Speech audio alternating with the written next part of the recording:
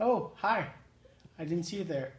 I'm just reading my new favorite book, The First Hippo on the Moon by David Walliams with illustrations by Tony Ross.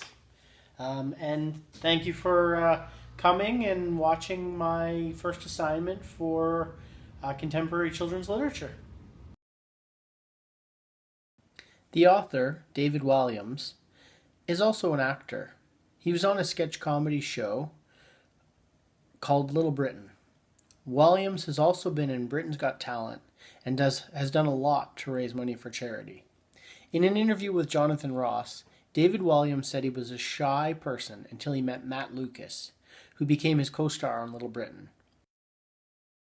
On the Internet Movie Database, it says that Williams loved reading Roald Dahl when he was a child.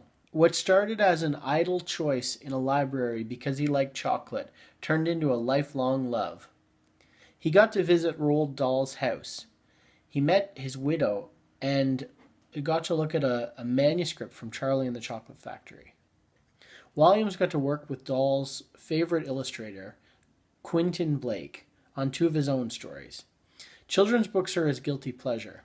He said he loves the beautiful illustrations, the magical worlds you can visit, and the fantastical journey that those words take you on. So that gives you an idea of what David Walliams is all about, who he is, and his appreciation for children's books. Now let's get into his book.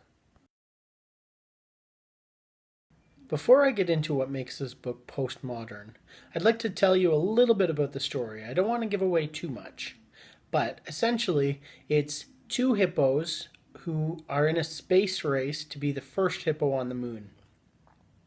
Hercules Waldorf Franklin III is rich and pays to have a space station built. The other hippo, Sheila, wasn't rich, but she had her friends. She and her friends from the wild, other animals from the wild, worked together to build a rocket ship out of a tree trunk, vine, and rhinoceros dung. So that's the story. I don't want to give away any more than that. If you'd like to know more, I recommend reading the book, The First Hippo on the Moon. Now let's get into what makes this book postmodern. I had a little bit of trouble finding a book that would do, but when I opened this book, I realized right away that it had all the qualities we were looking for. There are many elements that make this book postmodern. One that comes immediately to mind is it's self-referential. The book actually refers to itself being a book, and that there is a reader of the book.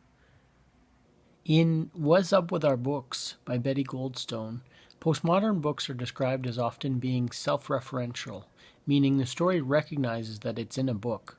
Often the pages are used to fly around on, and the characters may jump right out of the story.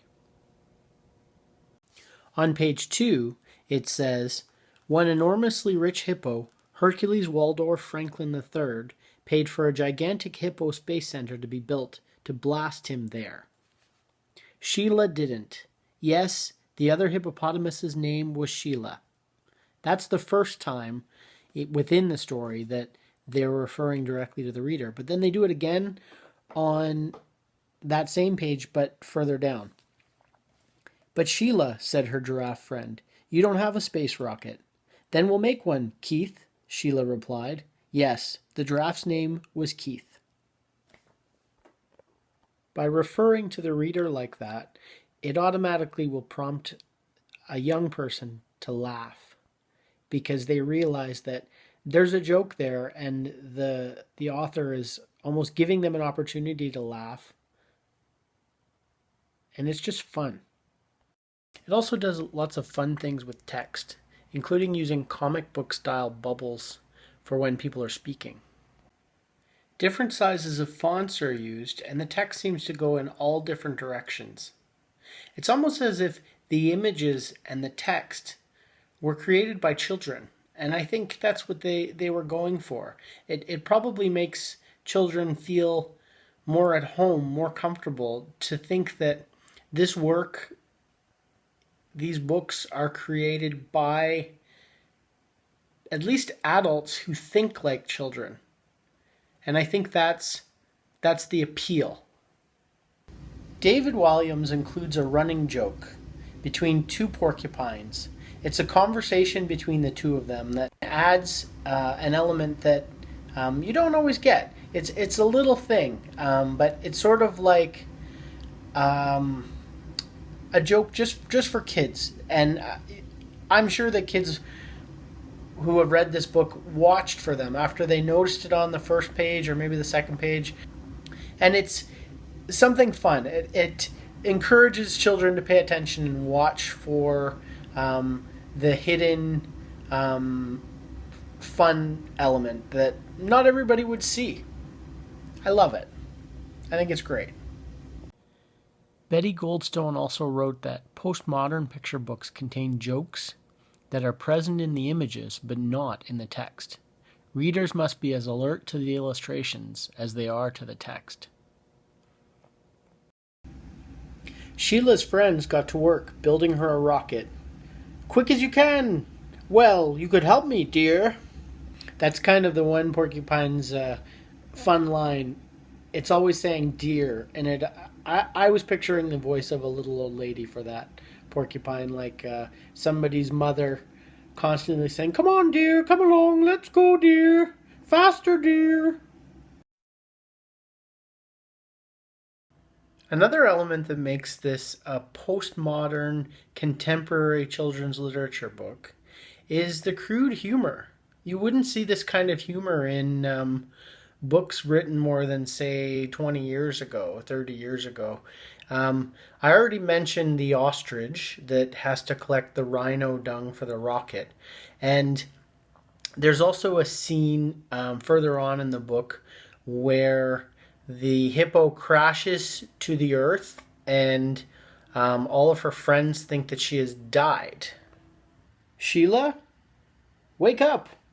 Oh, it's sad, isn't it? Tragic, dear. But she wouldn't wake up. This was the saddest day the jungle had ever seen. Then out of the silence came a sound. The distinctive sound of a bottom burp. All the animals stared at each other. Who would dream of letting one go at such a sad time? Another one, longer and louder than the first. It was Sheila. What's that awful smell? Oh, it's made my eyes water. Try and breathe through your mouth, dear. The hippopotrump was so thunderous she woke herself up. In Pamela Hellman's article, The Role of Postmodern Picture Books in Art Education, she wrote that postmodern picture books are often playful, have jokes, puns, or irony. Many children's books wink past the child reader to the adult beyond, or wink past the adult to the child. Using crude humor is just another way that the author and the illustrator speak to children on their level. And I think kids like that.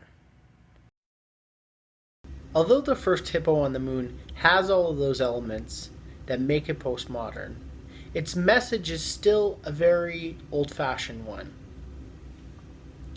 The message of this book is that even if you're not rich, you can still be successful, as long as you have friends in your corner who will help you along the way.